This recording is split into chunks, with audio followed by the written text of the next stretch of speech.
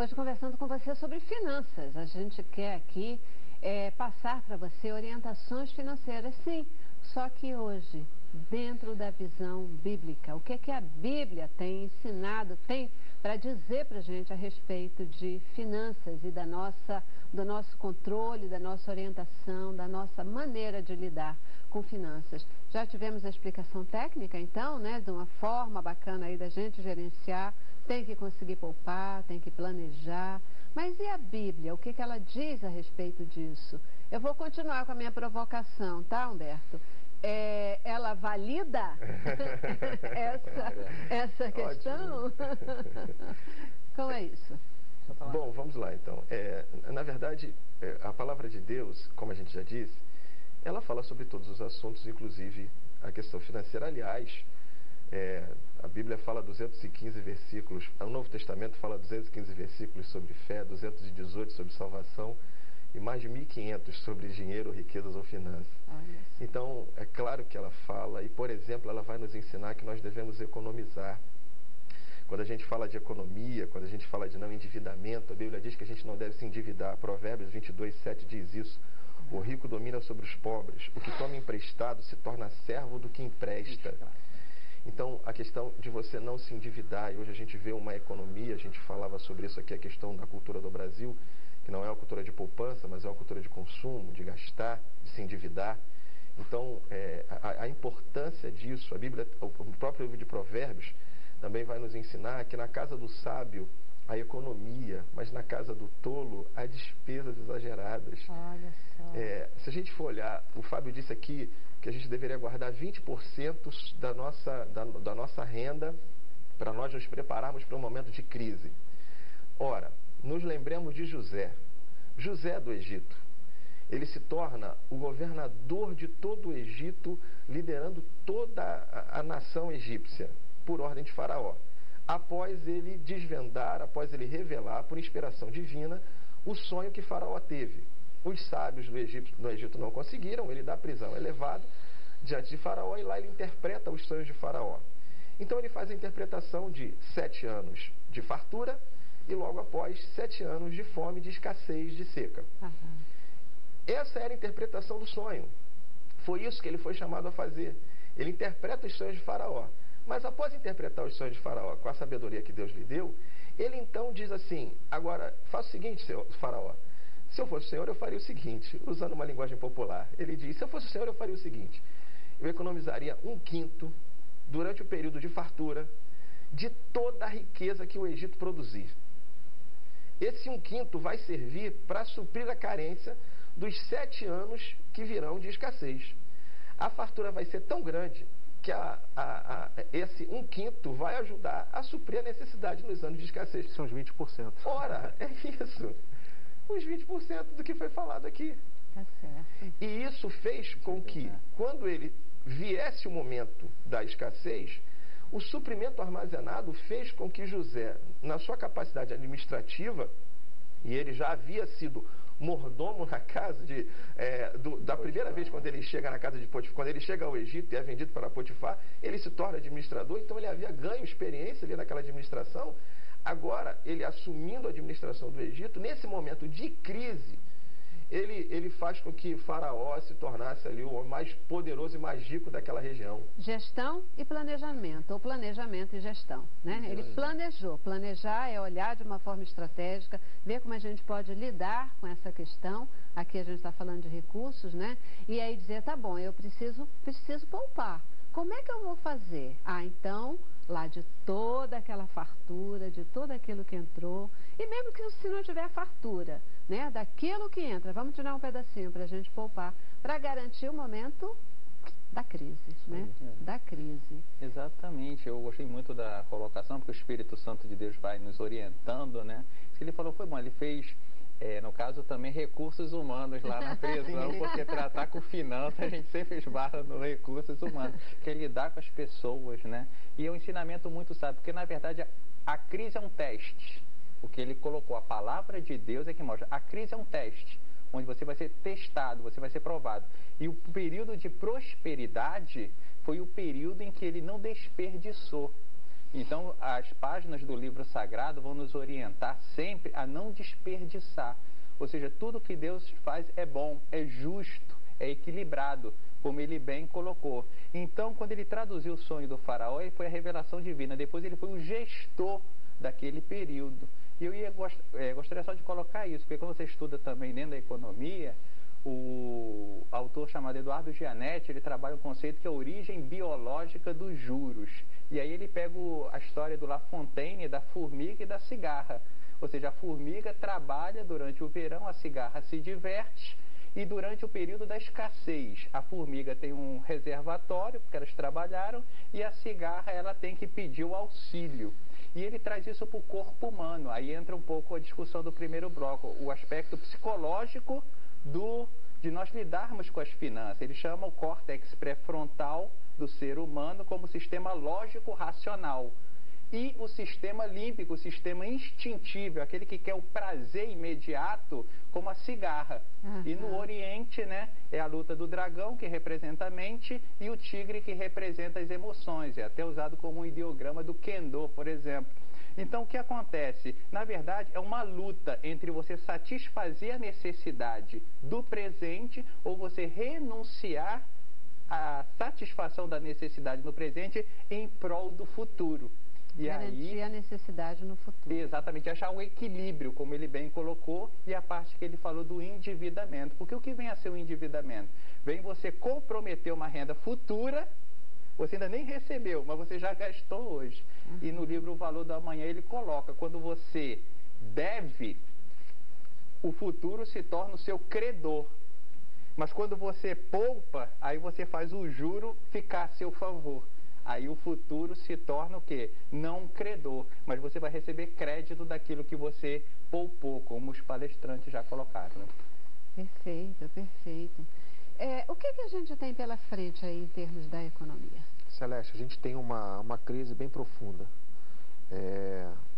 Essa semana o Banco Central divulgou alguns relatórios aí, por exemplo, a inflação dos últimos 12 meses ultrapassou a barreira de 9%, 9,12%.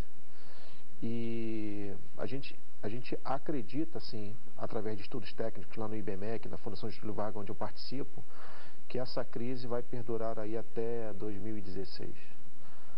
Isso se nós não tivermos ainda o aprofundamento da crise política, que seria a abertura de novas CPIs e outras instâncias aí, outras empresas públicas brasileiras, o que levaria aí próximo a 3, 4 anos para superarmos essa crise. O que de fato acontece hoje no Brasil é que você tem uma inflação já muito fora da meta e milhares de pessoas perdendo seus empregos todos os dias. Isso é muito complicado, socialmente falando, né? E você também tem, por outro lado, aqui, por parte das empresas, uma queda de faturamento e, evidentemente, mais demissões. Isso acontece que isso é cíclico, né? A gente sabe que a crise, ela uma hora vai passar. Uma hora passa. A questão é quanto tempo as pessoas vão conseguir se manter nessa crise, né? Eu chamo sua atenção, para você que está nos acompanhando, do seguinte, né? A gente quer aqui mapear um pouquinho o momento em que vivemos. A gente sabe que a crise vai passar, né? Aliás, é bíblico. O choro, ele pode durar uma noite. Isso. A alegria vem pela manhã, né? Essa é uma certeza bíblica. Então, a crise vai passar. Passa. A grande questão é como a gente passa pela crise, né? Vamos prestar atenção no que José fez? Vamos olhar o que a Bíblia está nos ensinando para que a gente possa passar esse momento muito bem, viver a crise. Agora, também a gente tem algumas orientações de que quem está com Jesus, quem aceita Jesus, quem conhece a Jesus, tem aí a certeza de uma vida próspera, né? Tem a certeza de uma vida próspera. Isso vale para momentos de crise? Como lidar com essa prosperidade que é aí colocada numa hora dessa? É evidente que quando a gente fala de prosperidade, um conceito popular mais simples é imaginar que a prosperidade é você ter recurso, ter dinheiro, ter o sustento e estar comprando casa, estar comprando carros novos. Mas a prosperidade que a palavra de Deus vai nos ensinar, ela é diferente disso, né? Não é apenas a questão de consumo, de compra, de aquisição, de crescimento, mas a oração do Pai Nosso nos ensina, né, que a gente deve pedir para que o pão nosso de cada dia nos seja dado. Jesus, em Mateus capítulo 6, quando ele fala da questão da ansiedade, um texto maravilhoso para essa época de crise, quando ele diz, não andeis ansiosos por coisa alguma, olha lá as aves dos céus, olha os lírios do campo, não trabalham, não fazem nada, não fiam, mas Deus as veste, as sustenta.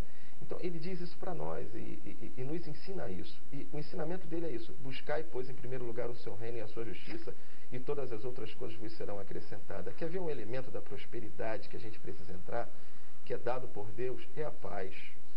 Para um momento como esse, de crise, a gente, em Deus, encontra paz, alegria, o contentamento. O apóstolo Paulo diz isso: aprendi a viver contente em toda e qualquer situação, inclusive na crise, seja provocada pela Petrobras, pela Dilma, seja o que for, aprendi a viver contente em toda e qualquer situação. Ele diz nesse texto de Filipenses, capítulo 4, eu passei por fome, escassez, honra, abundância, de tudo eu experimentei, mas em Cristo eu posso todas as coisas, tudo posso naquele que me fortalece.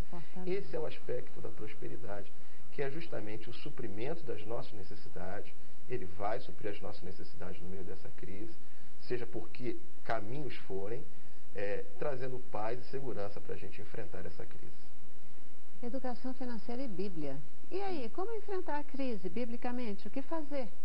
Biblicamente, pegando um excelente gancho dos nossos amigos, a questão da educação financeira é o conhecimento.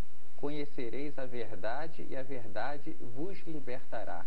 Terceira carta de João, também no seu prefácio, ele diz que vá bem, que você Gaio, que você tenha prosperidade, que você tenha saúde e vá bem a sua alma. Ou seja, o lado espiritual, o lado da prosperidade e o lado da saúde, o cuidado holístico do ser humano. Realmente seria muito importante que as nossas escolas tivessem uma disciplina de educação financeira, para você aprender a ter uma responsabilidade sobre os seus recursos. E o que ele colocou foi um aspecto fundamental, o aspecto da paz, o aspecto do equilíbrio, porque Deus satisfará as nossas necessidades, não desejos. Então, qual a linha do que é necessidade e do que é desejo? Numa cultura consumista que enfatiza mais o ter do que o ser, a palavra de Deus vem a colocar um prumo em nós mesmos e na nossa família. Chamar a família para fazer parte desse planejamento financeiro, porque a família é um reino e você é um mordomo. Então tem que ser uma gestão compartilhada. Não adianta um poupar, um estar com discernimento bíblico e o outro totalmente desencontrado dessa dinâmica. E educação financeira é fundamental. Em países mais desenvolvidos, já faz parte do currículo escolar. Você, desde pequeno, ir treinando as crianças para que ela tenha uma compreensão maior dos seus recursos, né? Compreensão maior dos seus recursos. Eu queria só poder acrescentar nesse dado muito importante, que eu acho que a educação nas escolas é importante, mas em casa também é.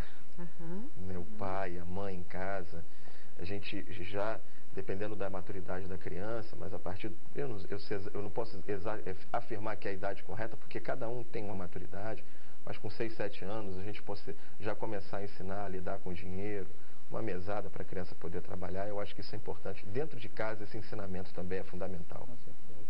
Perfeito.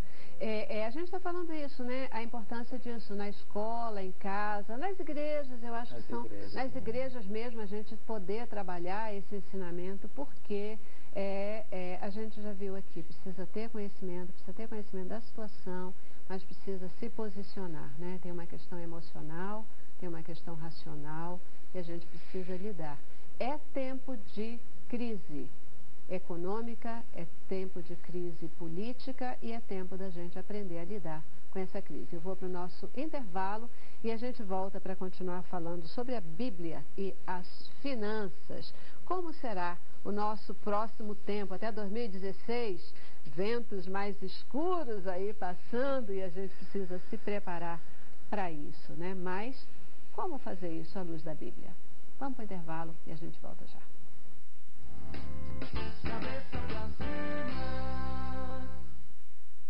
Eu quero mais.